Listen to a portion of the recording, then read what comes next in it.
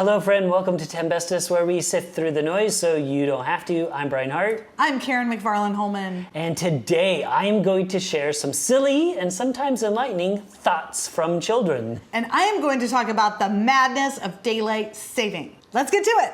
All right, my cool sheet is going to be a YouTube channel. Of course, I've been watching a lot of YouTube these days since we have a channel now ourselves.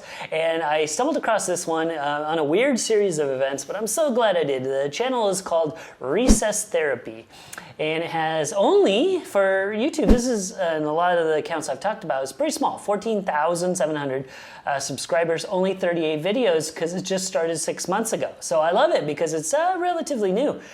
So it talks about, their description is one stressed 21-year-old in need of guidance, a playground full of untrained therapists, little kids, big questions, free advice. Hosted by Julian Shapiro Burnham. And so he is the person that's interviewing these kids. It reminds me a lot of Kids Say the Darndest Things. It was actually hosted by Bill Cosby. We won't talk about that. It's now been revived by Tiffany Haddish, which I love. But that was actually Kids Say the Darndest Things. And I didn't really know this, although I've seen these really vintage clips.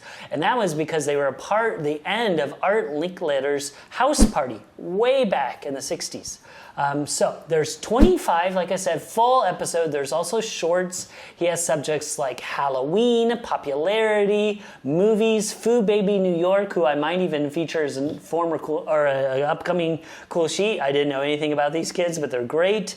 Fixing the economy, the Pride Parade, life after death. So he does kind of tackle these kind of bigger issues with these kids, and that's the gold.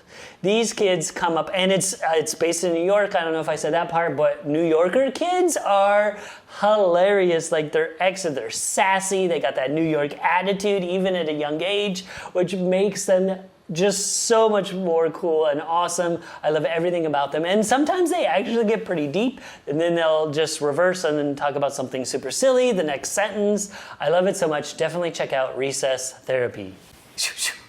I have never even heard of the Art Linkletter thing before. Oh, yeah. No, yeah, and I remember because like 50s or 60s? 50s or 60s, yeah, for sure.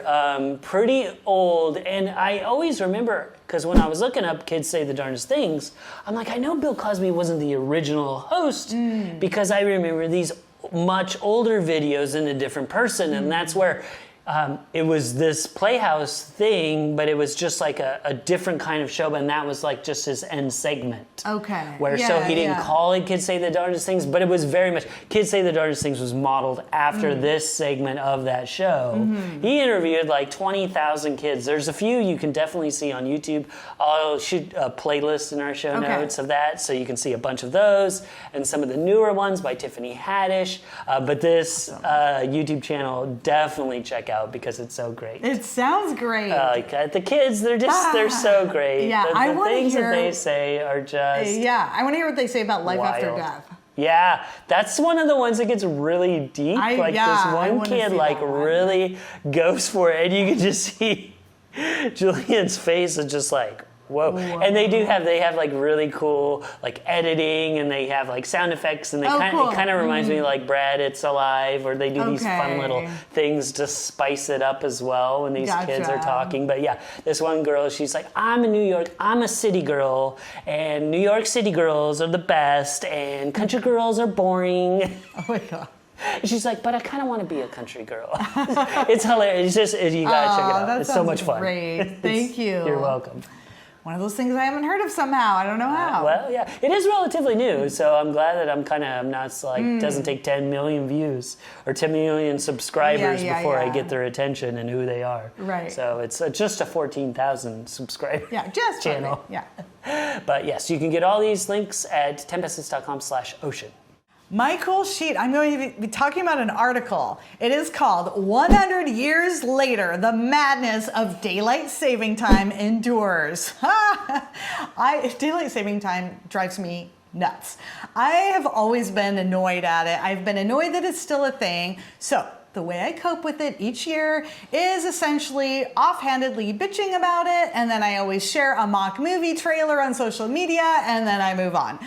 But I also get excited every time I hear about another state that is moving forward on legislation towards ditching it. However, one thing I've never really done is delved into some of the details of the history behind it. But beyond just the usual story of agriculture, children walking to school in the dark, and all of those things that we usually hear about, it is actually really fascinating. All of the changes that have taken place ever since the idea was conceived, along with all of the expectations that have not necessarily materialized in the way that was anticipated, are all written out in this article that I am sharing. And I'll summarize a little bit here.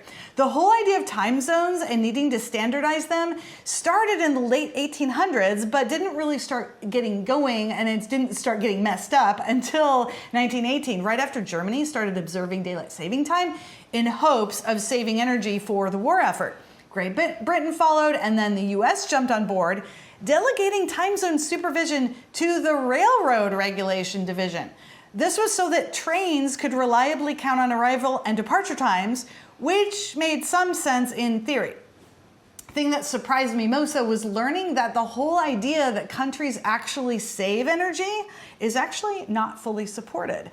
One fascinating study showed that in the United States, many people claim that having daylight saving time encourages people to stay outside later and exercise more, but there's supporting evidence that more high schoolers participate in more after-school sports, which is great, but there's also evidence that people are actually driving their car more when the sun stays out later. So this whole idea of energy conservation is not entirely true.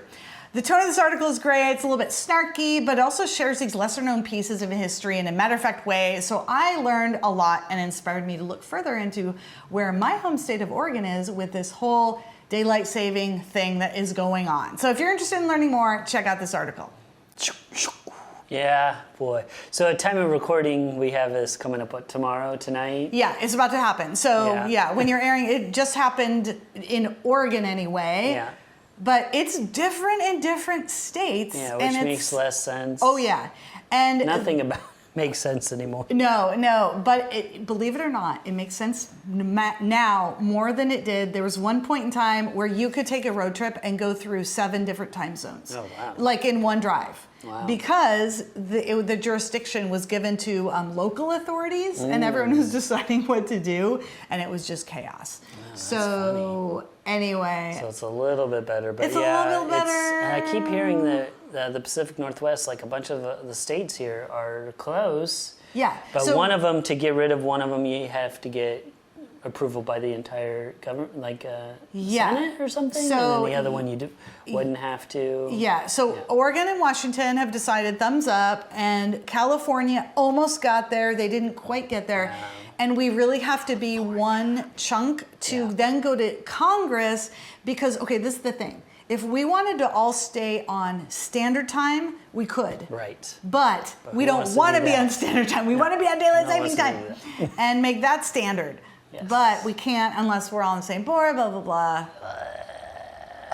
Someday we'll get soon. There, hopefully. Yeah. Well, thank you for sharing that. Yeah. I heard another podcast, too, that when you talked about the train stations, that's also one of the reasons why, just time in general, because it was like time was kind of an abstract construct, like there was no reason to be on time and clocks were all off, and like the reason why we have a standard clock system that matches everywhere in the country is because of trains. I heard that on like 99% Invisible or Radio Lab or one of those podcasts. I'll have to see if I can find it and either talk about that, because that was a fascinating too. It didn't go into the daylight savings part of it, but they did talk about just how revolutionary it was for keeping time, because they couldn't have people like late for their train, and when would it leave if everybody's got a different clock on their and if it's like it leaves at sunrise, but then where are you, just a mess.